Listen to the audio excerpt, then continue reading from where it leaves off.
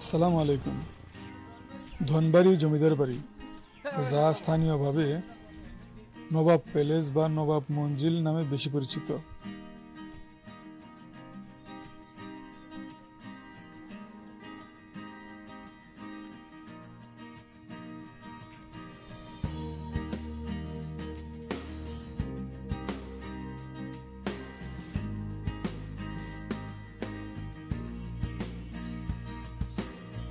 এই জমিদার বাড়িটি টাঙ্গাইল জেলার ধনবাড়ি উপজেলার পৌর শহরে অবস্থিত একটি ঐতিহাসিক জমিদার বাড়ি।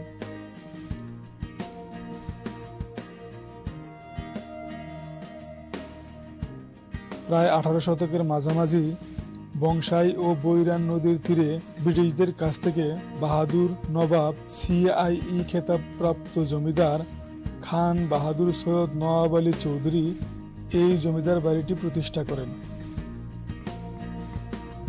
যিনি ব্রিটিশ শাসনামলে প্রথম মুসলিম হিসেবে মন্ত্রিত্বের পদ লাভ করেন।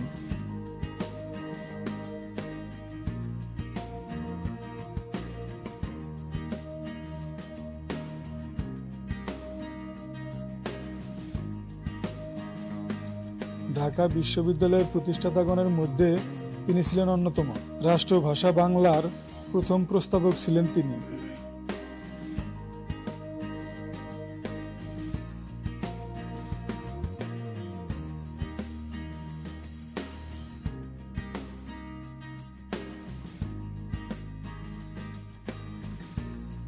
মুঘল আমলে এই রাজ্যটি ছিল চন্দ্রবংশীয় রাজা যশোধরের সেনাপতি ধনুয়ার খাঁর পুত্র ইস্পিঞ্জার খাঁ এবং মনোয়ার খাঁর অধীনে। পরবর্তীতে এদের উত্তর সুরিদের পতনের মাধ্যমে উক্ত জমিদারির সূচনা হয়।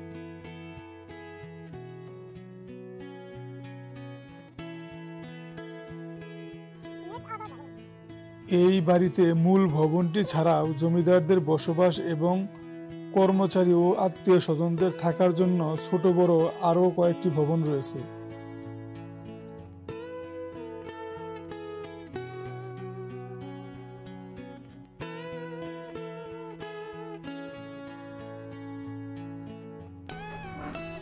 সৈয়দ নওয়াব আলী চৌধুরীকেই এই জমিদার বাড়ির প্রসিদ্ধ প্রতিষ্ঠাতা হিসেবে ধরা হয়, যদিও তার বাবা প্রথমে এইখানে এসে বসতি স্থাপন করেন।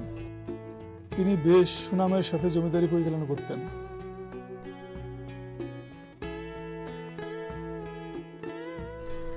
জমিদারি আমল থেকে এখন পর্যন্ত তার বংশধররাই উক্ত জমিদারির আওতায় থাকা সবকিছু দেখভাল করেন।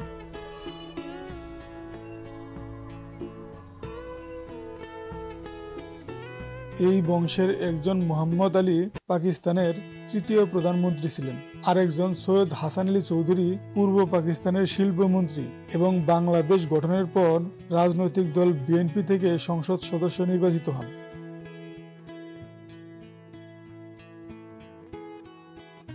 পুরো বাড়ি জুড়ে বেশ সুসজ্জিত বাগান রয়েছে।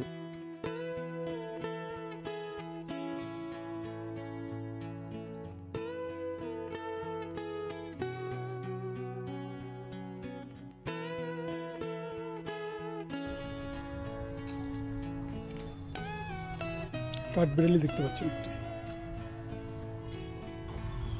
বাড়িটির পূর্ব পাশে রয়েছে প্রায় 30 বিঘা জায়গা জুড়ে বিশাল এক দিঘি।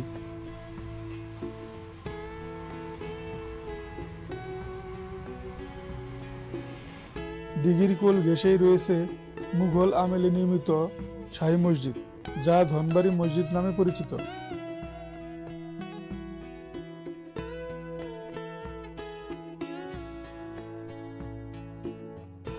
এর পাশেই রয়েছে নবাবের কবর বা মাজার, যেখানে 24 ঘন্টায় কোরআন তেলাওয়াত হয়, যা কখনো বন্ধ হয়নি।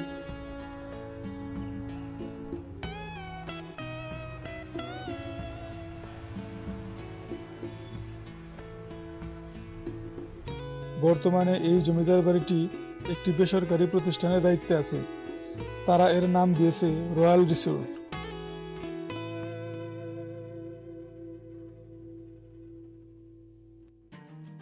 জমিদার বাড়িটির দক্ষিণ পাশেই রয়েছে ধনবাড়ি নওয়াব ইনস্টিটিউশন, যা 1910 সালে তৎকালীন জমিদার নবাব সৈয়দ নওয়াব আলী চৌধুরী প্রতিষ্ঠা করেন।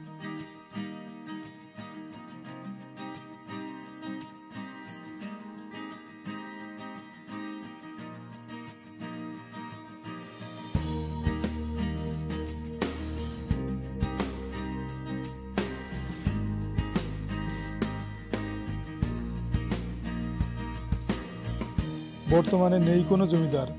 জমিদারি প্রথাও বিলোপ হয়েছে অনেক আগেই, তবে রয়ে গেছে তাদের চৌল্লিশে ভরা ইতিহাস ও ঐতিহ্য।